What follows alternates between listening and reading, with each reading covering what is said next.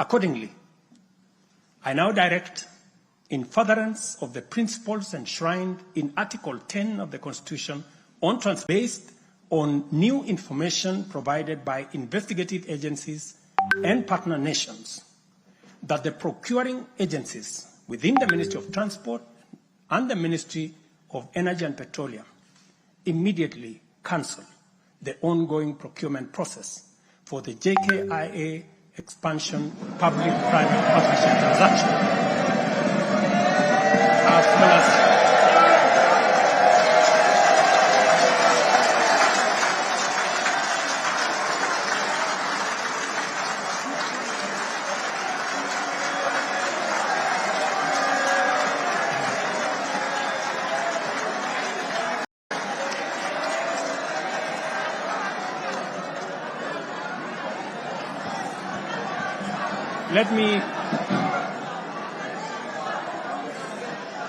Let me repeat this for clarity.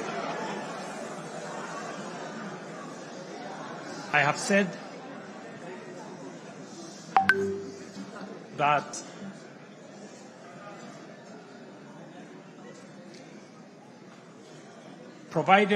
because of the information that has been provided to us by partner nations, I have directed agencies within the Ministry of Transport and the Ministry of Energy and Petroleum to immediately cancel the ongoing procurement process for JKI expansion public-private partnership transaction, as well as the recently concluded Ketrago transmission in public partnership procurement process.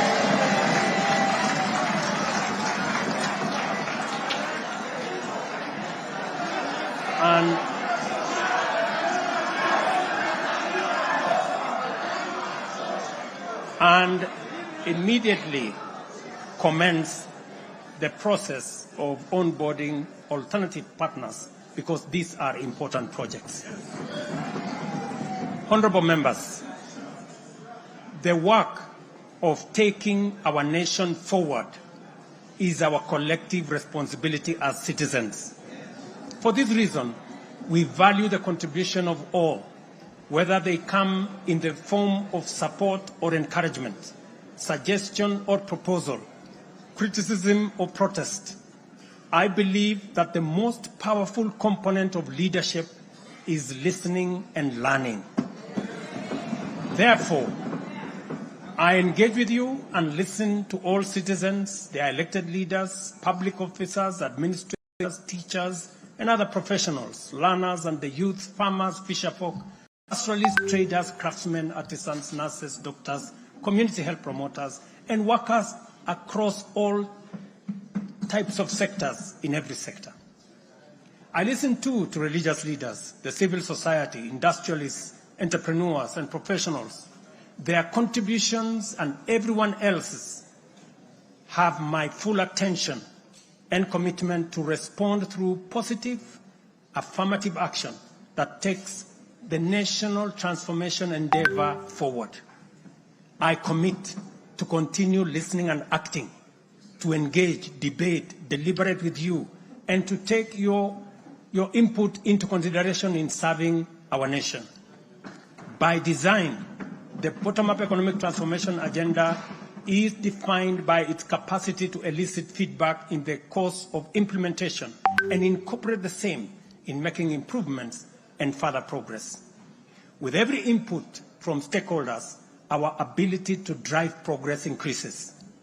By listening to you and to every Kenyan, I am able to serve this nation better. As we take part in this necessary discourse, I want to make one thing very clear. I am fully invested in the success of the strategies, policies, programs, and projects under our plan. For this reason, I am committed to do all it takes and work with every willing Kenyan until we succeed, because failure is not an option. Given the challenges our nation has faced, it has become clear, honorable members, that overcoming these obstacles requires the collective energy, the collective wisdom, ideas, and goodwill of Kenyans of all political, cultural persuasions, religious beliefs, and walks of life. The wisdom of entrenching national unity and inclusivity as a national value in our Constitution is clearly evident. Our diversity is our source of power. And this moment in the history of our nation calls for radical collaboration to transcend our challenges. We do not have the luxury of magnifying our differences. It is time for all of us to pull together and usher the nation into the future of our dreams. With this in mind, I initiated extensive consultations with leaders from across all divides, public and private. Through these engagements, we resolved to reimagine unity and inclusivity and harness the full potential of our nation through bipartisanship, which culminated in the formation of the broad-based cabinet. The imperative to accommodate the contribution of leaders across the aisle inspired us to constitute the broad-based government, a partnership based on shared purpose and premised on a commitment to bring our national values into action to turbocharge the implementation of the transformation of our nation. Being a farmer myself, transformation is like farming. A lot of resources are invested in plowing the land and planting the seeds, after which there is nothing to see for all the work except stretches of bare earth.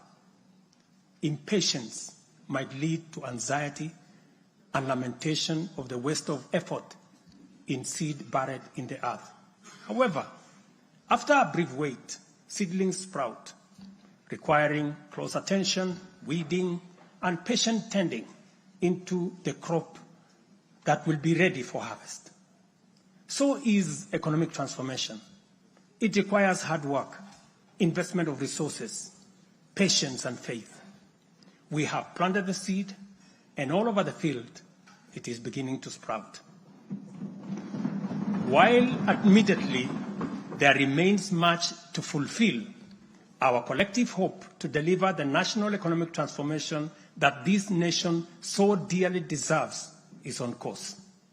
I am proud to declare that we have also made undeniable progress in building on the strong foundation laid in previous years and getting the National Development Project off the ground.